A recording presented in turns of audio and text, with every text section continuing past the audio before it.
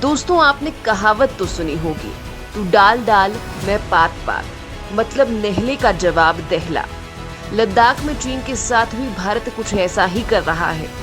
वो जिस भी एंगल से साजिश रचता है, भारत की मशीनरी उसे कहीं आगे की सोच लेती है और उसे अंजाम भी दे डालती है। हाल ही में खबर लगी कि चीन लद्दाख के मौसम को अपनी तकनीक के दम पर कंट्रोल कर सकता है।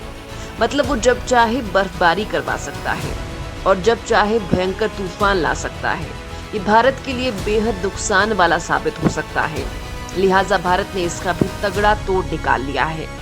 भारत अपने वेदर रडार नेटवर्क को उत्तर पूर्व में तेजी से बढ़ाने में लगा है। दरअसल लद्दाख में सर्दियों के दौरान तापमान -40 डिग्री सेल्सियस तक भी चला जाता है। ऐसे में सैनिक किसी भी चुनौती का सामना कर सके, लिहाजा मौसम का अनुमान होना काफी जरूरी है ताकि वे उसी हिसाब से तैयारी कर सके। यही कारण है कि भारतीय मौसम विभाग लद्दाख में 10 रडार लगा रहा है ताकि ये मौसम में बदलाव पर नजर रख सके। यूरेशियन टाइम्स की रिपोर्ट में ये बात मिनिस्ट्री ऑफ अर्थ साइंस के सेक्रेटरी एम राजीवन के हवाले से कही गई है। रिपोर्ट में बताया गया है कि 3 रडार हिमालय में लगाए जा चुके हैं और जल्द ही बाकी रडार लगाने का काम भी हो जाएगा। हालांकि सारे रडार कब तक लगाए जा सकेंगे, इस पर कोई पक्की जानकारी नहीं दी गई है। लद्दाख में क्यों जरूरी है रडार नेटवर्क बढ़ाना? हिमालय में बदलते मौसम पर नजर रखने की एक वजह तो चीन है, लेकिन एक और कारण भी है। देश के इस हिस्से के मौसम का पूरे देश पर ही असर होता है। यही कारण है कि यहाँ मौसम का पूर्वानुमान हो सके तो देश भर में इस लिहाज से तैयारी हो सकती है। इसके अलावा भी पहाड़ी इलाकों के मौसम पर नजर रखना जरूरी है। हिमालय की ऊंची श्रृंखलाओं को थर्ड पोल कहा जाता है। ग्लोबल वार्मिंग के कारण यहाँ बर्फ तेजी से पिघल रही है। ये आगे चलकर आबादी के लिए खतरा हो सकती है। इसलिए भी देश के इस हिस्से के मौसम को मॉनिटर करना जरूरी माना जा रहा है। यही वजह है कि वहाँ रडार लगाए जा रहे हैं। दोस्तों, ये रडार असल में एक प्रणाली है जो सूक्ष्म तरंगों के जरिए किसी घटना या वस्तु का पता लगाती है। जैसे इसकी मदद से युद्ध में या शांति काल में भी जासूस विमानों, पनडुब्बी का पता लगाया जा सकता है।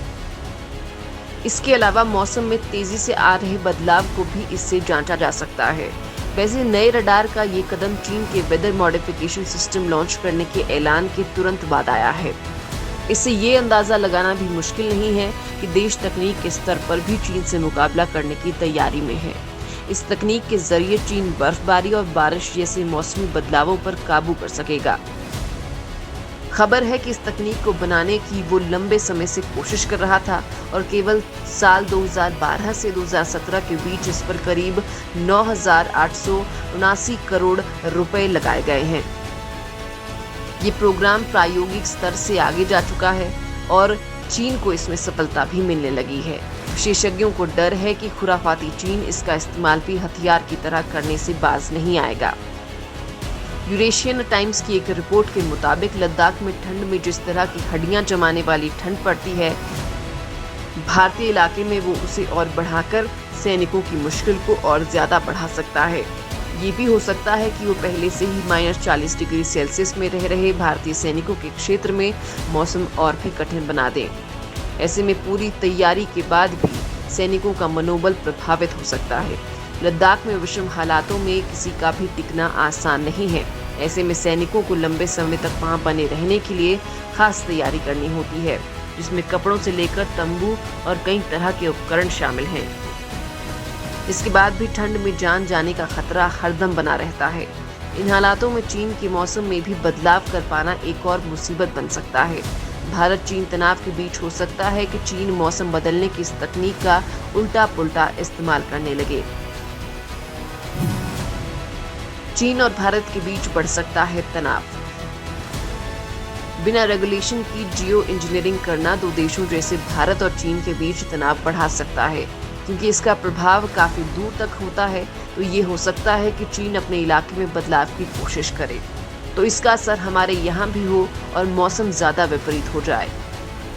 मिसाल के तौर पर अगर चीन अपने यहाँ घनघोर बारिश रोकने के लिए मौसम से छेड़छाड़ कर उसे कम करने की कोशिश करे और इसका असर भारत के उन इलाकों तक चला जाए जहाँ पहले से ही कम बारिश होती है, तो यहाँ सूखा पड़ सकता है।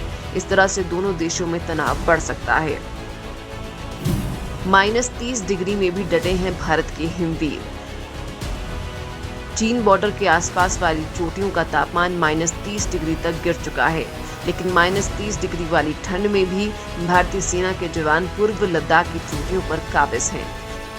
चारों तरफ बर्फ ही बर्फ और बर्फ की उसी चादर पर कैंप लगाए हमारे जवान दिन रात मुस्तैद रहते हैं ताकि पीपल्स लिबरेशन आर्मी के किसी भी नापाक मंसूबे को नाकाम किया जा सके। लद्दाख के जिन इलाकों में तनाव की स्थिति है वे नवंबर से लेकर मार्च तक बर्फ में दबे रहते हैं। इतने कम तापमान पर हाइपोथर्मिया, हाइपोक्सिया, पल्मोनरी ओडेमा जैसी मेडिकल कंडीशंस का खतरा रहता है। भारत के जवानों को इन इलाकों में तैनाती का अच्छा खासा अनुभव है, लेकिन चीनी सैनिकों को पहली बार ऐसे हालात का सामना करना पड़ रहा है। अब ड्रैगन आर्मी को एहसास हो रहा है कि भारतीय सेना किस मिट्टी की बनी है। पूर्वी लद्दाख में दोनों तरफ से करीब 50,000 सैनिक मौजूद हैं। हमें सियाचिन की ऊंचाई पर सेना को तैनात करने का अनुभव प्राप्त है। कड़ाके की ठंड और चीन के साथ विवाद को देखते हुए भारतीय सेना ने पहले ही अमेरिका से स्थिति के लिए कपड़े खरीद लिए थे। सैनिकों को ठंड से निपटने के लिए जरूरी उपकरण, कपड़े और गियर मुहैया करवाए गए हैं, लेकिन मौसम की मार से बचना मुश्किल है।